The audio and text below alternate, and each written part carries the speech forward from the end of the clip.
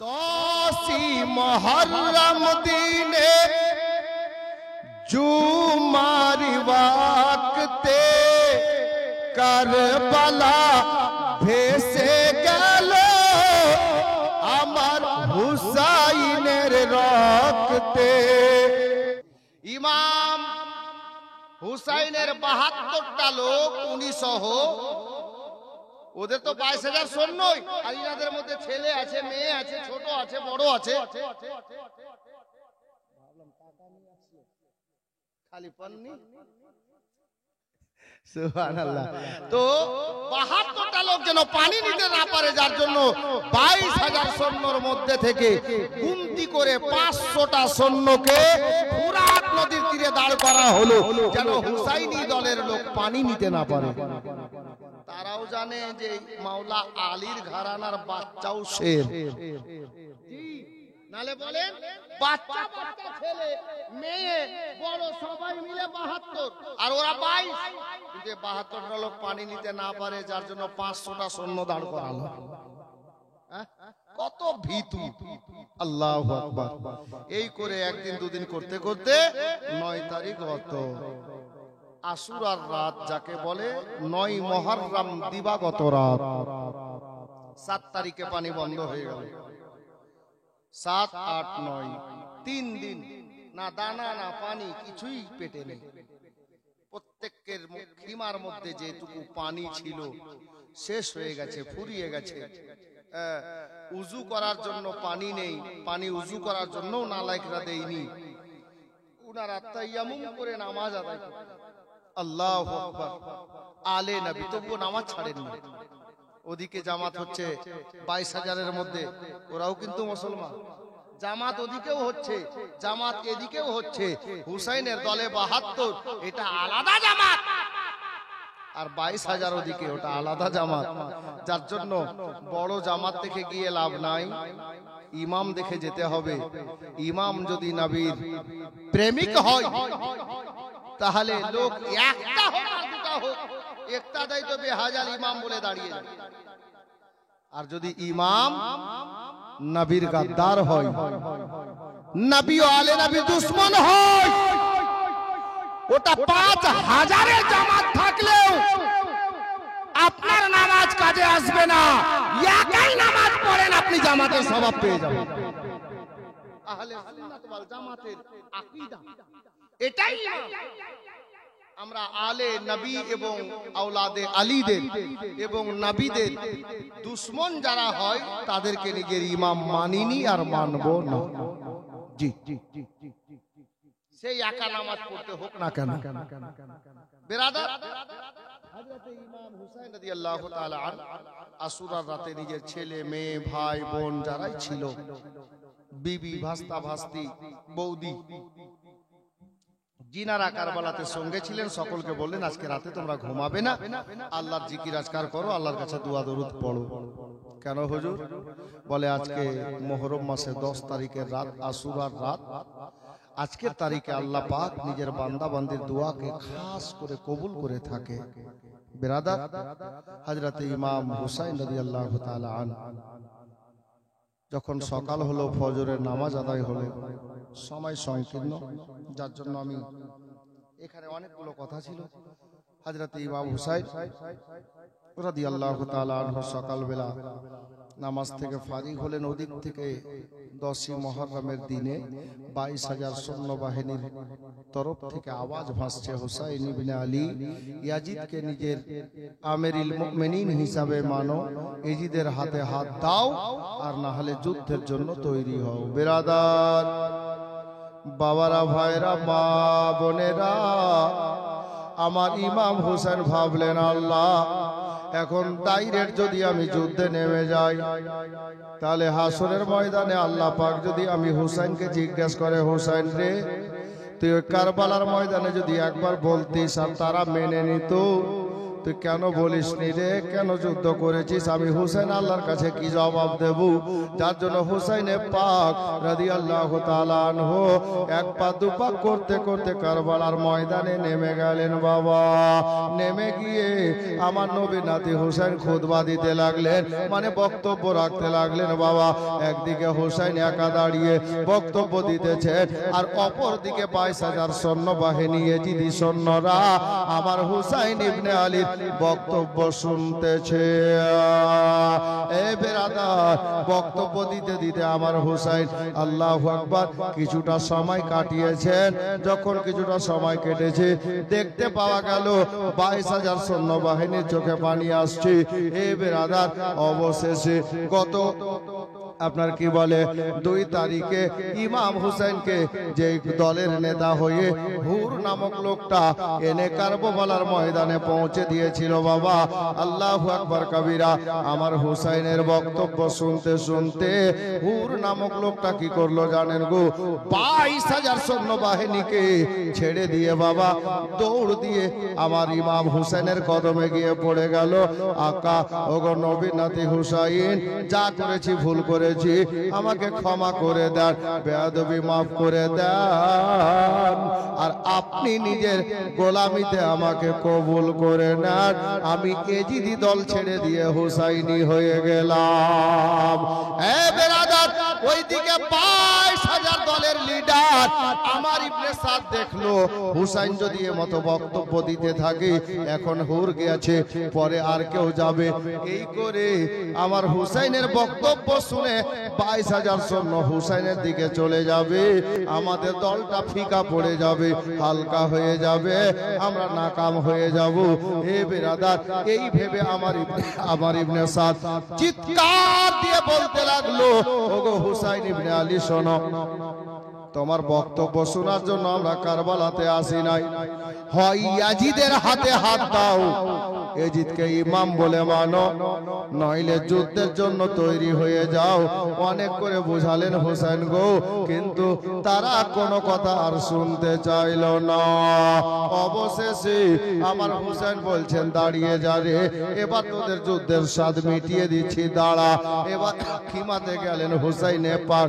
এ বেরাদার, সবে মাত্র হুর নামক লোকটা আমার ইমাম হুসাইনের হাতে হাত দিয়ে মুরিদ হয়ে গেছেন বাবা, গোলামি আলে নবীর কবুল করে নিয়েছেন। এই হুর নামক লোকটা ইমাম হুসেনকে বলছেন, হুজুর এখন তো আমি হুসাইনি হয়ে গেছি, এখন আমি আপনার গোলাম হয়ে গেছি। এই কারবালার ময়দানে ইসলামের জন্য হাকার বাতিলের জং হবে, লড়াই হবে, যুদ্ধ হবে। হুজুর আপনি আমাকে অর্ডার দেন, আপনার মহব্বত অন্তরে নিয়ে, হুসাইন ইবনে আলীর ভালোবাসা নিয়ে, মায়ার নবীর ভালোবাসাতে আমি হুর যাব সর্বপ্রথমে ময়দানে। 22,000 সৈন্যবাহিনীর সঙ্গে যুদ্ধ করতে সর্বপ্রথমে হুর গেলেন। হুর গিয়ে যুদ্ধ আরম্ভ হলো। বহু ইয়াজিদি সৈন্যকে জাহান্নামের সম্মুখে ঠেলে দিয়ে, জাহান্নামের রাস্তা ধরিয়ে দিয়ে, অবশেষে আমার হুসাইনের গোলাম হযরতে হুর রাদিয়াল্লাহু তাআলা আনহু উনি জামে শাহাদাত পান করলেন। সবাই পড়ি ইন্না লিল্লাহি ওয়া ইন্না ইলাইহি রাজিউন। 22,000 সৈন্য ছেড়ে হুসাইনের দলে চলে এলেন, হুসাইনি হয়ে গেলেন, হুসাইনের গোলাম হয়ে গেলেন। বাবারা, ভাইরা, মা বোনেরা, আমার ইমাম হুসাইন রাদিয়াল্লাহু তাআলা আনহুর কাছ থেকে বাবা একের পর এক হুসাইনি দিওয়ানারা আমার হুসাইন পাককে বলে হুকুম নিয়ে কারবালার ময়দানে যেতে লাগলেন। বেশ কিছু করে আপনার কি বলে জাহান্নামের মুখে পতিত করে দিয়ে ইয়েজিদি সৈন্যদেরকে একে অপরে একে একে আল্লাহর ওয়াস্তে, আল্লাহর রাস্তায় বাবা নিজের জীবনটা কুরবান করে দিতে লাগলেন। অবশেষে আল্লাহু আকবার কবিরা, বাবারা, ভাইরা গো, মা বোনেরা, চট করে 2-4 মিনিটে একটা কথা আর শুনে নেন বাবা। আমার ইমাম হাসানের কটা ছেলে কারবালাতে শহীদ হয়েছে জানেন? জীবনে তো অনেক শুনেছি, জীবনে অনেক শুনেছি, দারিয়াপুরে এমন কোন বক্তা নেই যে আসেনি। জি, সব ক্যাটাগরির বক্তা দারিয়াপুরে আছে, এটা রেকর্ড আছে বাপ জি। তবে বলেন তো ভাই, ইমাম হাসানের ছেলে মেয়ে কয়টা জানেন? জানা নাই।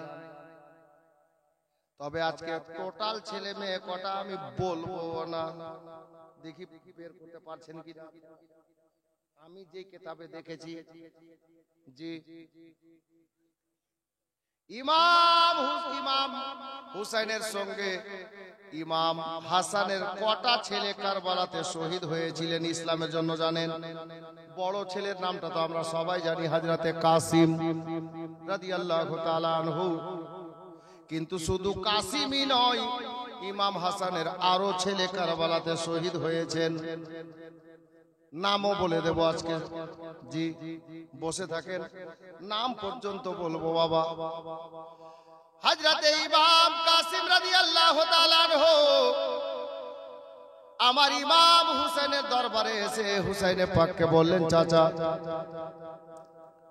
আমার ভাই আলী আকবর গেলেন,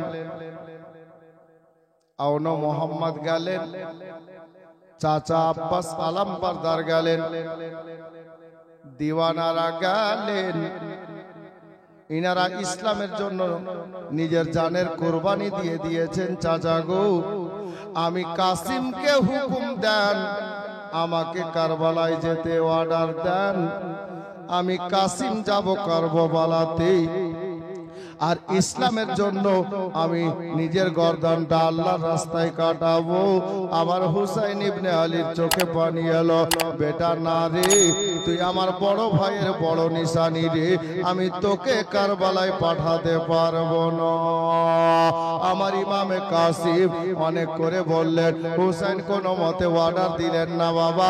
অবশেষে ইমাম কাসিম নিজের ফুফু আম্মা জাইনাবকে গিয়ে খিমাতে বললেন, জাইনাবকে সাথে নিয়ে আসলেন, ইমাম হুসাইনকে বুঝিয়ে নিয়ে বোন জাইনাব অর্ডারটা নিয়ে নিলেন বাবা।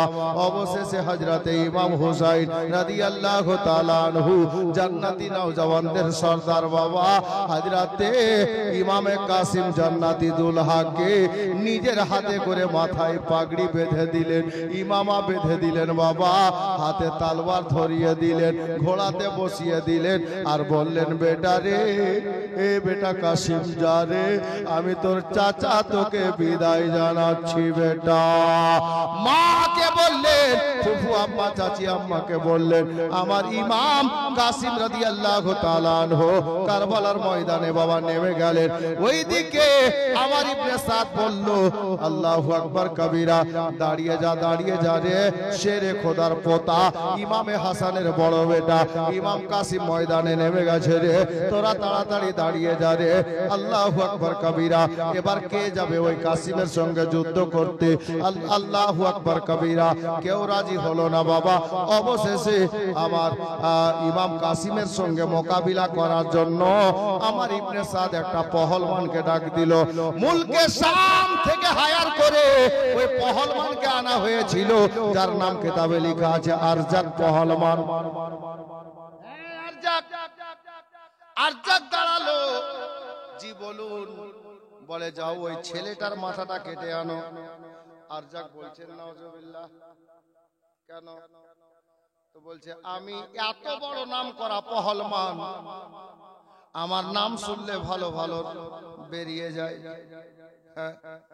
আমি এত নামি দামি পহলওয়ান, আমার নাম শুনলে অনেক নওজওয়ান ময়দান ছেড়ে পালিয়ে যায়, আর আমি সামান্য একটা বাচ্চার সঙ্গে যুদ্ধ করতে যাব, লড়াই করতে যাব, আমারও একটা প্রেস্টিজ আছে। আমার ইবনে সাদ যদিও এজিদি সৈন্য, এজিদি দলের নেতা, কিন্তু আমার ইবনে সাদ বলল, আরজাক রে, এটা ভালো করে মনে রাখ, বাঘের বাচ্চাই বাঘ হয়, সাপের বাচ্চাই সাপ হয়। তুই জানিস না, ওই বাচ্চাটাকে বাচ্চা মনে করিস না, ওটা শেরে খোদার পোতা হযরতে হাসানের বেটা রে। এদের কলেজা ছোট না বড় আছে রে, এদের দাদার খবর তুই জানিস না রে। হযরতে মাওলা আলী 70 মনের লোহার গেটকে নিজের বাম হাতে একাই তুলেছিলেন। এখনকার নওজওয়ানকে যদি 70 কেজি মাথায় দেওয়া যায়, তো তো বলছে 10 টাকা দাও টোটোওয়ালাকে পৌঁছে দিবে, মানে পারবে না। জি 70 মনের লোহার গেট এরই দাদা নিজের বাম হাতে তুলেছিলেন। যাও আর যাক যাও, আর যাক বলছে কোন মতে আমি যাব না। তাহলে কে যাবে? বলে কাউকে যেতে হবে না, আমি আরজাকের সঙ্গে আমার 4টা বেটা এসেছে কারবালাতে, আমি একটা বেটাকে পাঠিয়ে দিলে দেখবেন যাবে আর আসবে, আর মাথাটা কেটে আপনার পায়ের কাছে এনে হাজির করে দেবে। আমার ইবনে সাদ বলছে পাঠা, তাহলে বুঝতে পারবি। পাঠা ঠিক আছে, এটা বেটাকে ডাকলো, রে বেটা শুন তো রে। তো বাপের যা গর্জন না। জি আব্বা, এই শুন এদিকে আয়, এই ধর এটা যা, একটা ছেলে দাঁড়িয়ে আছে ময়দানে, মাথাটা কেটে নিয়ে আয় তো, তুই আরজাক পাহালমানের বেটা দেখিয়ে দে। যা গেল ঘোড়ায় চেপে। আমার ইমাম কাসিম দাঁড়িয়ে আছে ঘোড়ায় কারবালার ময়দানে। তো হযরত কাসিম বলছে, রে বাড়ি কোথায়? বলে মুলকে শাম। যাবি কোথায়? কবরস্থান। বলে কেমন কথা, যুদ্ধ করতে এলাম। যুদ্ধ করতে? ধারে ছেলে মেয়ে নেই? বলে বাড়িতে আছে। আমার কাসিম বলছে দেখ ভালো কথা বলছি তোকে, ছেলে মেয়েকে এতিম যদি না বানাস তো ফিরে বাড়ি যা, যা যা। বলে আমি আরজাক পহলমানের বেটা। তোর বাপ মা আছে? আছে মানে বাবা এখানে আছে, মা বাড়িতে আছে। বলে দেখ তোর বাপ মাকে কাঁদাস না, ভালো কথা বলছি, তুই বাড়ি যা। বলে না আমি যুদ্ধ করতে এসেছি, তোমার মাথা কাটতে এসেছি। তো আমার ইমাম কাসিম বলছে ঠিক আছে যুদ্ধ যখন করবি তো কর। বলছে তলোয়ার চালা। আমার ইমাম কাসিম কি বললেন জানেন? বলে আরজাকের বেটা শোন, আমরা নবী বংশের ফুল, আমরা এমনিতে কাউকে কিছু বলি না, আর যদি কেউ আমাদেরকে বিরক্ত করে তো আমরা তাকে ছাড়ি না। এ বেরাদার আরজাক পহলমানের বেটা শোন রে, দেরি করিস না, যুদ্ধ যখন করবি তো তলোয়ার তুই আগে চালা। আমার ইমাম কাসিম অর্ডার দিয়ে দিল তলোয়ার চালা। আমার কাসিমের মাথা কাটার জন্য আরজাকের বেটা পহলমানটা আল্লাহু আকবার কবিরা তলোয়ার যেমনই চালালো, ইমামে কাসিম তলোয়ারটাকে বাবা এড়ে নিলেন, থেমে নিলেন। এবার আমার ইমামে কাসিম বললেন, এ আরজাকের বেটা তুই তলোয়ার চালিয়েছিস, তোর বাড়ি শেষ, এবার আমি চালাবো, তুই রেডি হয়ে যা। আরজাকের বেটা রেডি। ইমাম কাসিম আল্লাহকে স্মরণ করে নবীকে দরুদ সালাম জানিয়ে নবীর মোহাব্বত অন্তরে নিয়ে তলোয়ার খানা তুলে এসা জোরে তলোয়ার চালালেন রে বাবা। তলোয়ারটা গিয়ে এমন ভাবে লাগলো আরজাকের বেটার ঢালখানা কেটে গিয়ে একেবারে তলোয়ার ভেদ করে গিয়ে একই তলোয়ারে আরজাকের বেটার গলাটা কেটে মাথাটা ফুটবলের মতো মাটিতে পড়ে গেছে।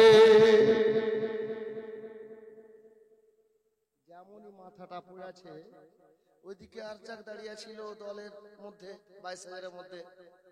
ও তালি বাজেছে, বাহ বেটা বাহ, যেতে না যেতেই খেলা শেষ। তো আমার ইবনে সাদ বলছে আরজাক চশমা লাগবে, দেখ ওটা কার মাথা, তোকে আগে বারণ করেছিলাম, ওটা আলীর পোতা, বাচ্চা মনে করিস না। ঠিকই খেয়াল করে দেখা গেল তো ওটা ওরই বেটার মাথা। আরজাককে আর বলতে হলো না, 2 নম্বর বেটাকে বলছে বেটা তুই যা। ইমাম কাসিম কি করেছেন জানেন? আরজাকের বেটার মাথা কেটে দিয়ে নিজের তলোয়ারটা কবরে ভরে নিয়েছে, আর আরজাকের বেটার হাতে যে তলোয়ারটা ছিল ওই তলোয়ারটাকে হাতে নিয়েছে। দ্বিতীয় বেটা গেল, কাসিম তোর হাতে ওটা কার তলোয়ার? তো ইমাম কাসিম বলছে তোর ভাই আমাকে দিয়ে গেল, আমার পরে তোর আমার ভাই আসবে, ওর মাথাটা আমার তলোয়ার দিয়েই কাটিস। কেমন রাগ হবে বলেন তো?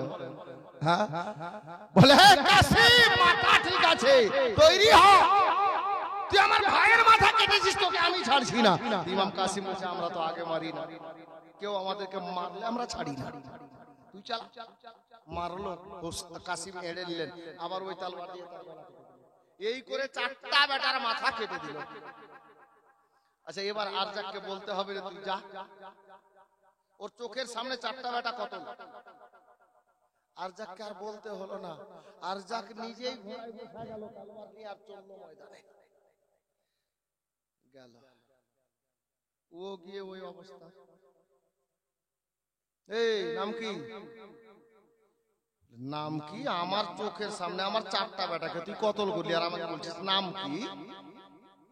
ইমাম কাসিম বলছে ও তুমি তাহলে আরজাক পহলমান, তোমারই নাম? বলে হ্যাঁ আমারই নাম। তাহলে তোমার হাতে ওটা কি?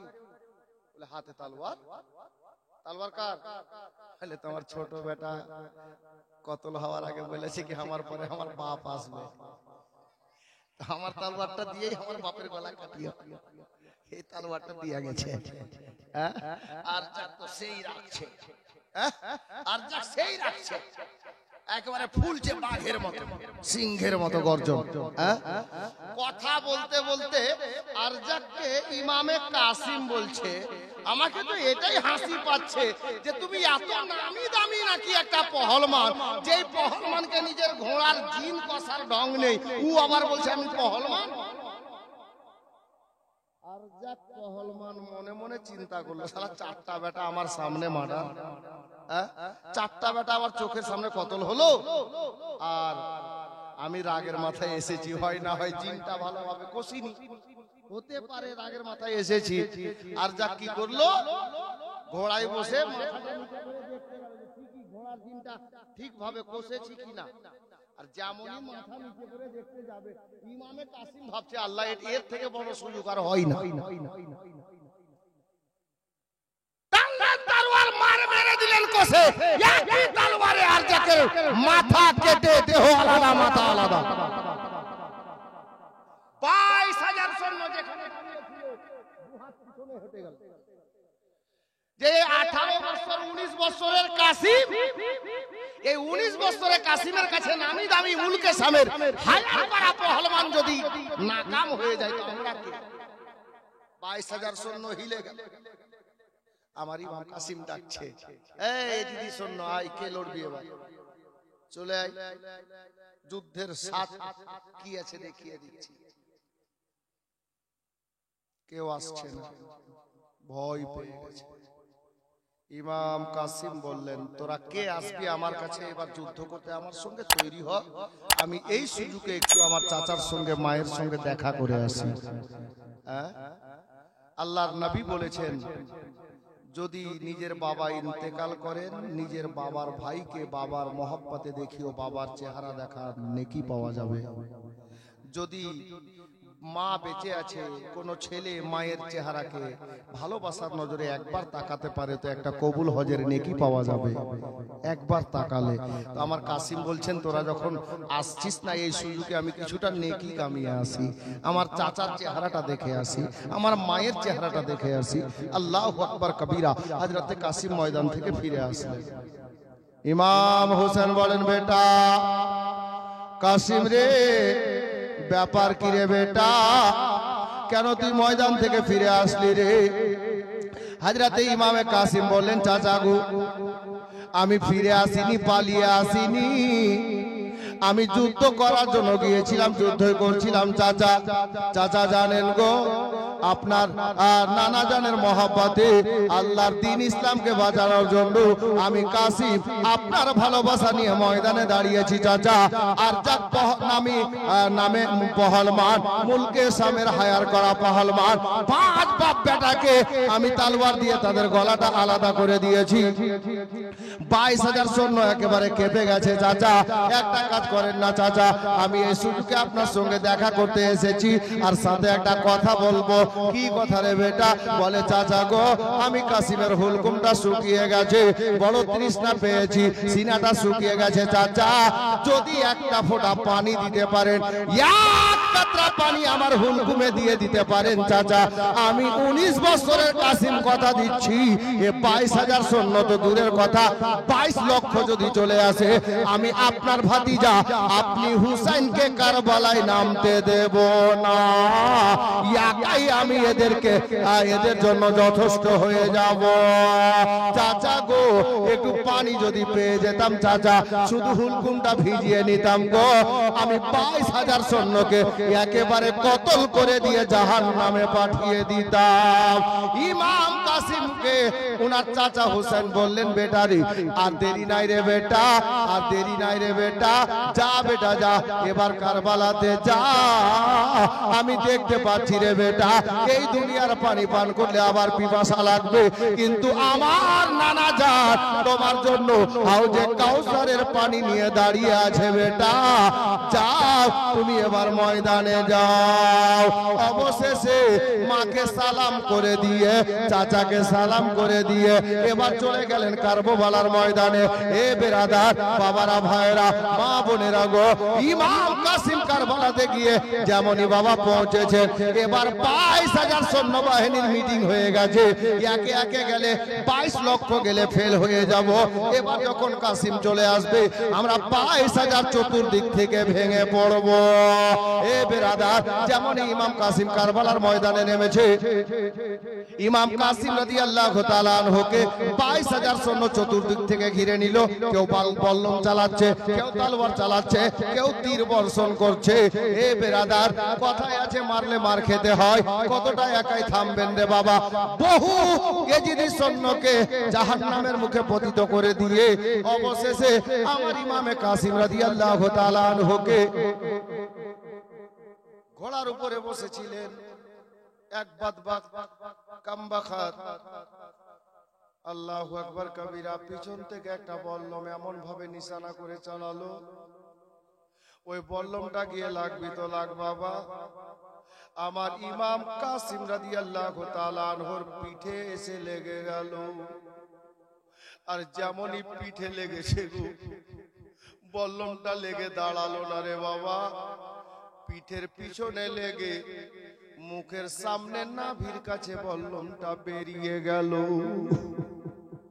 মা বোনেরা, বাবারা, ভাইরা, জওয়ান ছেলে, ইমামে কাসিম জান্নাতি দুলহা গো, আমার ইমাম কাসিম কাতর হয়ে গেলেন বাবা, আর ঘোড়ার উপরে বসে থাকতে পারলেন না, আর তলোয়ার চালাতে পারলেন না। আমার ইমাম কাসিম আর ঘোড়ায় থাকতে পারলেন না, ঘোড়া থেকে কারবালার জমিনে চলে আসলেন বাবা। আর চাচাকে ডাক দিচ্ছেন, চাচা গো, আপনার ভাতিজা কাসিমের খবর নেন চাচা। আমার ইমামে হুসাইন রাদিয়াল্লাহু তাআলা আনহু খিমার দরজায় দাঁড়িয়েছিলেন বাবা। ইমাম কাসিমের শব্দ শুনলেন বাবা, হুসাইনে পাক কারবালায় নেমে গেলেন। যেমনই কারবালায় নামলেন, অনেকগুলো লাশের মধ্যে কোথায় আমার কাসিম পড়ে আছে, লালে লাল কারবালা হয়ে গেছে, রক্তে রক্তাক্ত হয়ে গেছে বাবা। ইমাম হুসাইন রাদিয়াল্লাহু তাআলা আনহু কারবালার ময়দানে ডানে বামে দৌড়াদৌড়ি করছেন, আমার কাসিম কোথায় রে, এ বেটা কাসিম কোন দিকে রে। আল্লাহু আকবার কবিরা। হযরতে হুসাইন আগে বাড়লেন, দেখতে এক জায়গাতে নুরানি চেহারাতে ধুলাবালি লেগে আমার কাসিম পড়ে যাচ্ছে, চাচা চাচা বলে ডাক দিচ্ছে। এ বেরাদার, আমার ইমামে কাসিম দৌড়ে গিয়ে, হযরত আমার ইমামে হুসাইন দৌড়ে গিয়ে ইমাম কাসিমকে নিজের সিনায় জড়িয়ে ধরেছে, কোলে তুলে নিয়েছেন বাবা। বেটা রে, আমি তোর চাচা চলে এসেছি বেটা। আল্লাহু আকবার কবিরা। আমার ইমাম কাসিম রাদিয়াল্লাহু তাআলা আনহু যেমনই দেখলেন চাচা চলে এসেছেন, আল্লাহু আকবার, নিজের কোলে মাথা দিয়েছেন। আল্লাহ আল্লাহ, 19 বছরের নওজওয়ান জান্নাতি দুলহা ইমাম হুসাইনের কোলে মাথা রেখে আল্লাহ আল্লাহ নিজের চোখটাকে খুললেন বাবা। বল্লম লেগে আছে, পিঠে লেগে নাভির কাছে বেরিয়ে গেছে। জওয়ান ছেলে জান্নাতি দুলহা চাচার কোলে মাথা পেয়ে ইমাম কাসিম নিজের চোখটাকে খুলে একবার উপরে তাকালেন, চাচার চেহারাটা দেখলেন বাবা। চেহারাটা দেখার পর পরে আমার কাসিম চাচার কোলে মাথা রেখে আমার নবীর কালমা পড়লেন, লা ইলাহা ইল্লাল্লাহ মুহাম্মাদুর রাসূলুল্লাহ সাল্লাল্লাহু তাআলা আলাইহি ওয়াসাল্লাম কলমা শরীফ পড়ে নিয়ে বাবা ইমামে কাসিম চাচার কোলে আরামে মাথা রেখে হযরতে কাসিম জামে শাহাদাত পান করে নিলে। হযরতে কাসিমের সঙ্গে মালাকুল মউতের দেখা হয়ে গেল, দেহ থেকে প্রাণ পাখি মাইনাস হয়ে গেল। ইমাম কাসিমকে হযরতে হুসাইন নিজের ঘাড়ে নিলেন বাবা, আর ময়দান থেকে তুলে খিমায় নিয়ে গেলেন। ও বাবারা, ভাইরা, আমার মা বোনেরা গো, এবার এখানে একটা জিনিস জানার আছে। আমার 19 বছরের নওজওয়ান ইমাম হুসাইনের ভাতিজা ইমাম হাসানের বেটা গো, উনি যে জামে শাহাদাত পান করলেন, মস্তক পর্যন্ত ইমাম কাসিমের দেহে কতটা জখম হয়েছিল, তীর বল্লম নেজা ফরসা মিলে, নেজা বল্লম মিলে আমার ইমাম কাসিমের দেহতে কটা জখম হয়েছিল বলবো, তবে 30 পারা কোরআনের মহব্বতে 30টা লোককে বলবো 10টা করে টাকা দিতে পারবেন। ইমামে কাসিম রাদিয়াল্লাহু তাআলা আনহুর পা থেকে নিয়ে মস্তক পর্যন্ত যতগুলো জখম লেগেছিল গুনতি করে কিতাবে লেখা আছে 27 খানা জখম ছিল। 27 খানা। আস্তে আস্তে কথা আস্তে, আমি শুনতে পাচ্ছি। যাতে ইমামে কাসিমের মস্তক থেকে নিয়ে পা পর্যন্ত শরীরে লেগেছিল তালওয়ার, বল্লম, নেজা, তীর সব মিলে 27টা জখম ছিল। যাই হোক, আমরা 27 ওয়ালাও আছি, অসুবিধা নেই। আলে নবী আওলাদ আলী। আচ্ছা, আপ থাকলো একটা প্রশ্ন যে ইমাম হাসানের কটা ছেলে কারবালাতে শহীদ হয়েছে?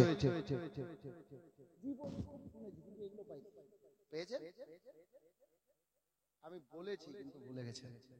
এর পূর্বে এখানকার মাঠে একবার জীবনী হয়েছিল, আমি বলেছিলাম, আমার মনে পড়ছে। যাই হোক, ইমাম হাসানের হুসাইন পাকের সঙ্গে কারবালাতে 4 জন ছেলে গিয়েছিল। 4 জন ছেলে। ওই 4 জন ছেলের মধ্যে 4 জনই শহীদ হয়েছিলেন কারবালাতে। একজনের নাম তো শুনলেন, এখনই বললাম, জিনার শাহাদাত হযরতে ইমামে কাসিম রাদিয়াল্লাহু তাআলা আনহু। আর 3 জনের নাম কি ছিল? আমি নামগুলো বলবো, ওই 3টা নাম শুনতে হলে 300 টাকা 3 জনকে দিতে হবে,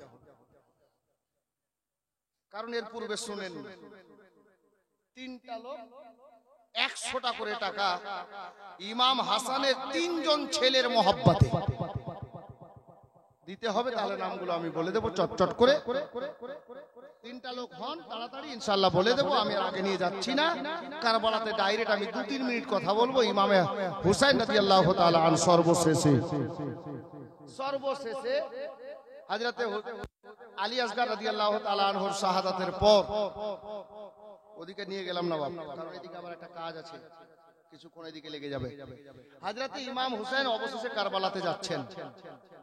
কারবালাতে যখন বেরোচ্ছেন, 7 বছরের সাকিনা আব্বার হস্ত ধরে খুব কেঁদেছিলেন। আব্বা, আপনি চললেন, তা আপনি ময়দানে চলে যাবেন, তো আপনার পূর্বে দাদা, ভাই, চাচা যারাই গেছেন, ইনারা গেছেন তো আর ফিরে আসেননি, আপনিও যাচ্ছেন। আমার মন বলছে আপনিও ফিরবেন না, তো আমি আব্বা বলে কাকে ডাক দেব? সাকিনা অনেক কেঁদেছিলেন। बिरादर हजरत इमाम हुसैन बोन जैनबके बोले हजरत नबी पाक सल्लल्लाहु ताला अलैहि वसल्लमेर दस्तार मुबारक एवं हजरत मौला आलीर हाथेर तलवार जाके जुल्फिकार बोले जे तलवारटार नाम और हजरत आमीर हमजा चाचा जानेर हाथेर ढाल तीनटा निलेन और 2 घोड़ार पीठे सवार हलेन। हजरते सैयदा जैनब के निजेर बेटा हजरते इमाम ज़ैनुल आबेदीन के আহলো আয়ালকে সঁপে দিলেন, ছেলে মেয়ে যারা বাহায়াত ছিলেন সঁপে দিলেন জাইনাবের মাথার উপরে, হাতের উপরে। জাইনাব, তুমি থাকলে আর আমার ছেলে মেয়ে থাকলো। হযরতে গেরামি ইমাম হুসাইন রাদিয়াল্লাহু তাআলা আন কারবালার ময়দানে যাচ্ছেন। কারবালার ময়দানে গিয়ে হুসাইনে পাক রাদিয়াল্লাহু তাআলা আন খুতবা দিচ্ছেন। অবশেষে আমার হুসাইনের খুতবাতে কারবালার ময়দানে এজিদি সৈন্যদের চোখে পানি ঝরঝর ঝরঝর করে পানি বইতেছিল। আমার ইবনে সাদ দেখলো এই হুসাইন যদি আর একটু বক্তব্য রাখতে থাকে তাহলে হযরতে হুসাইনের বক্তব্য শুনে 22,000 সৈন্য কেঁদে কেঁদে সবাই ওর দিকে চলে যাবে, এটা আশঙ্কা আছে, কারণ সবাই হুসাইনের বক্তব্য শুনে কাঁদতেছিল। মুআজ্জাজ অবশেষে আমার ইবনে সাদ বলল, এই হুসাইন ইবনে আলী শোনো, আমরা এখানে তোমার বক্তব্য শুনতে আসি নাই, হয় ইয়াজিদের হাতে হাত দাও নইলে যুদ্ধের জন্য তৈরি হও। বেরাদার, আমার হুসাইন রাদিয়াল্লাহু তাআলা আনহুর বক্তব্য আর তারা শুনতে চাইল না। এবার যুদ্ধ আরম্ভ হয়ে গেল। যুদ্ধ আরম্ভ হয়ে গেল। বাবা, আমার হুসাইন ইবনে আলী তলোয়ারের নিকটে কেউ টিকছে না। কলার বাগান ঝোড়ার মতো করে, কচুর বাগান ঝোড়ার মতো করে আমার হুসাইন ইবনে আলী ইয়াজিদি সৈন্যকে বাবা কেটে চলে যাচ্ছেন, ঝুড়ে চলে যাচ্ছেন। অবশেষে হুসাইন ইবনে আলী রাদিয়াল্লাহু তাআলা আনহু উনি দুলদুল ঘোড়া নিয়ে বাবা চলতেই ছিলেন গো। এতটা আপনার কি বলে তীর বল্লম লেগেছে, মারছেন তো মারো তো খেতে হচ্ছে রে বাবা। এহেন অবস্থায় আমার হুসাইনের ঘোড়াটাকেও এত তীর লেগেছে, ঘোড়া চলার শক্তি হারিয়ে ফেলছে। আল্লাহু আকবার কবিরা। আমার হুসাইন কি করলেন জানেন বাবা? এক জায়গায় ঘোড়া নিয়ে দাঁড়িয়ে গেলেন ময়দানে, আর চতুর্দিক থেকে তীরের বৃষ্টি আরম্ভ হয়ে গেছে। আমার হুসাইন এখনো ঘোড়ার পিঠে বসে আছেন বাবা। দূর থেকে একটা নালাক, একটা দুষ্ট দুরাচার এমন ভাবে একটা তীর মারলো গো, তীরটা গিয়ে আমার হুসাইন পাকের আপনার কি বলে পেশানিতে সাজদা হাতে, আল্লাহু আকবার কবিরা, একেবারে কপালে যাকে পেশানি বলে বাবা, ওই পেশানিতে এসে তীরটা লেগে গেল। আর যেমনই তীরটা লেগেছে আমার হুসাইনের পবিত্র পেশানি মোবারকায়, আল্লাহু আকবার, এই পেশানিটা প্রত্যেকের বাবা দেখবেন চাম দিয়ে ঢাকা আছে, এটা হাড় আছে, এখানে একটা শক্ত হাড় আছে বাবা। এত জোরে তীরটা এসে লেগেছে, তীরটা এসে পেশানিতে বেঁধে গেল গো। আমার হুসাইন ইবনে আলী রাদিয়াল্লাহু তাআলা আনহুর চোখের কাছে অন্ধকার ছেয়ে গেল। দুলদুল ঘোড়াটা হুসাইন ইবনে আলীর ঘোড়া, ওই দুলদুলটা ভাবলো, আল্লাহ, আমি তো মা ফাতেমার বেটাকে নিজের পিঠে বসাতে পেরেছি, এটা আমার কিসমত। তবে ঘোড়াটা বুঝতে পারছে যে হুজুর হুসাইনে পাক আর বসে থাকতে পারছেন না, পড়ে যাবে। যার জন্য ঘোড়া কি করলো জানেন? ঘোড়াটার কত বুদ্ধি দেখেন, আলে নবীকে কত ভালোবাসেন গো। হযরতে ইমাম হোসেনের ঘোড়াটা সামনে সাইডের পা দুটোকে হাঁটু ভেঙে জমিনে বসে গেল, আর আস্তে করে নিজের পিঠটাকে বাবা লোভিয়ে দিয়ে কাত করে দিয়ে হুজুরকে পিঠ থেকে মাটিতে নামিয়ে দিল। আমার হুজুর হুসাইনে পাক মাটিতে নেমে গেলেন। যেমনই মাটিতে নেমেছেন, খুলি বিন ইয়াজিদ, সীমার পাপী, এরা সবাই মিলে দৌড়ে এসে বাবা আমার ইমাম হুসাইনের সিনাতে বসে গেল। আমার হুসাইন বলে, খুলি বিন ইয়াজিদ রে, সীমার পাপী রে, দাঁড়া রে, অনেক কষ্ট হচ্ছে রে, তোরা একটু দাঁড়া রে, এখন সময়টা জোহরের সময় রে, আমার জীবনে কোনোদিন নামাজ কাজা নাই রে, আমার মায়ের নামাজ কাজা নাই, আমার বাবার নামাজ কাজা নাই, আমার দাদার নামাজ কাজা নাই রে, একটু দাঁড়া রে, আমাকে দুটা রাকাত নামাজ পড়ে নিতে দে রে। আল্লাহু আকবার কবিরা। আমার হুসাইন ইবনে আলী রাদিয়াল্লাহু তাআলা আনহু এবার বাবা উঠলেন, আল্লাহ আল্লাহ নামাজ পড়ার জন্য দাঁড়িয়ে গেলেন গো। নামাজের হালাতে সাজদায় যখন গিয়েছেন, এই সীমার পাপী ভাবলো এটা নবীর আওলাদ আছে, হযরতে আলীর বেটা মা ফাতেমার লাগতে জিগার সাজদায় গিয়ে কোন একটা দোয়া করবে, আল্লাহ আবার ওই মতো তাকাত ফিরিয়ে দেবেন, আমাদেরকে হামলা করে দিলে দ্বিতীয়বার হুসাইন উঠে যদি হামলা করে তাহলে আমরা আর থামতে পারবো না। আমার হুসাইন ইবনে আলী রাদিয়াল্লাহু তাআলা আনহু সাজদা অবস্থাতে ছিলেন। বেশিরভাগ রাবীর মত বলছে সীমার পাপী, কেউ কেউ বলেছে খলিফা বিন ইয়াজিদ। বেরাদার, আমার হুসাইন সাজদারত অবস্থাতে ছিলেন বাবা। এহেন অবস্থাতে ওই হারিস পাপী বাবা নিজের ভুজালি নিজের তালওয়ার খানায় এমন চালিয়ে দিল, আমার হুসাইনের হুলকুমে গো। আবার হুসাইনের দেহ থেকে মাথাটা আলাদা হয়ে গেল। কারবালায় রক্তের বন্যা বয়ে গেল, আসমানটা কালো হয়ে গেল, সূর্য বাদলের মধ্যে বাবা মুখটা লুকিয়ে নিয়েছে। আসমান একেবারে সূর্য মুখ লুকিয়ে নিয়েছে, আসমানটা কালো হয়ে গেল। আল্লাহু আকবার কবীরা, আল্লাহ আল্লাহ। সূর্য গিয়ে বাদলের মধ্যে মুখ লুকিয়ে নিয়েছে, সূর্য কাঁদে, আসমানের পরিন্দারা কাঁদে, জিন ইনসান কাঁদে, আল্লাহর ফেরেশতারা কাঁদে রে বাবা। আল্লাহর আরশের পায়া থরথর করে কাঁপে গো। আবার নবী পাক কবরে আনোয়ারে কাঁদে। আল্লাহু আকবার কবীরা। মা ফাতেমা নিজের কবর শরীফে কাঁদে, হযরতে মাওলা আলী নিজের মাজারে মুকাদ্দাসে কাঁদে। মা বোনেরা ওই দিকেই আমার জাইনাব হযরতে সুগরা কাঁদে মদিনাতে। আর 7 বছরের সাকিনা কারবালার সরজমিনে আব্বা আব্বা বলে কাঁদতেছে। এ মুসলমানেরা, আমার হুসাইন ইবনে আলী রাদিয়াল্লাহু তাআলা আনহু মুহররম মাসের 10 তারিখে শুক্রবারের দিন জুমার টাইমে 56 বছর 5 মাস 5 দিন বয়সে সাজদার হালাতে দুনিয়া থেকে পর্দা করলেন, জামে শাহাদাত পান করলেন, শহীদ হয়ে গেলেন। সবাই মিলে পড়ি ইন্না লিল্লাহি ওয়া ইন্না ইলাইহি রাজিউন। গজল তো শুনেছেন আপনারা, আমার নিজের লেখা একটা গজল আমি পড়ে দিচ্ছি। কারবালার সরজমিনের এই ঘটনাগুলো পড়ে লিখেছিলাম।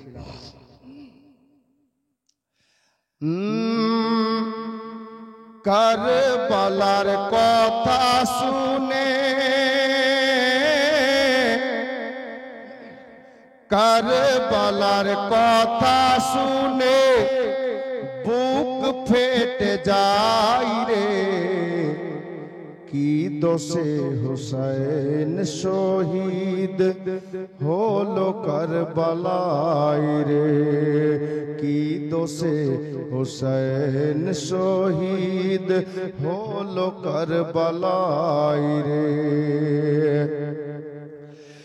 10ই মুহররম দিনে আমার হুসাইনের কুরবানি।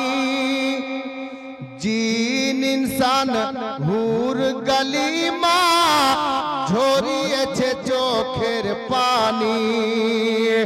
10ই মুহররম দিনে আমার হুসাইনের কুরবানি। জিন ইনসান হুর গলিমা ঝরিয়েছে চোখের পানি। আরে ছুরির নিচে গলা তবু, ছুরির নিচে গলা তবু নামাজ ছাড়লো না রে। কি দোষে হুসাইন শহীদ হলো কারবালায় রে। 10ই মুহররম দিনে ও গো জুমারি ওয়াক্তে কারবালা ভেসে গেল আমার হুসাইনের রক্তে। 10ই মুহররম দিনে ও জুমারি ওয়াক্তে কারবালা ভেসে গেল আমার হুসাইনের রক্তে। আজ ও সেই দিন প্যারা, আজ ও সেই দিন প্যারা, সারা জগৎকে কাঁদাই রে। কি দোষে হুসাইন শহীদ হলো কারবালায় রে। কি দোষে হুসাইন শহীদ হলো কারবালায় রে। দুধের শিশু আলী আসগর পানিরও লাগিয়া ছটপট ছটপট করে বাপের কোলে গিয়া। ওই জালিমেরা তীর মারিল, জালিমেরা শহীদ করলো, একটু পানি দিল না রে। কি দোষে হুসাইন শহীদ হলো কারবালায় রে। কি দোষে হুসাইন শহীদ হলো কারবালায় রে। আসমাউল কালিমি বলে আজ সকলের কাছে দুয়া করো মরে যেন নবীর প্রেমেতে। আসমাউল কালিমি বলে আজ সকলের কাছে দুয়া করো মরে যেন নবীর প্রেমেতে। নবীর প্রেমে মরে গেলে, নবীর প্রেমে মরে গেলে চিন্তা রবে না রে।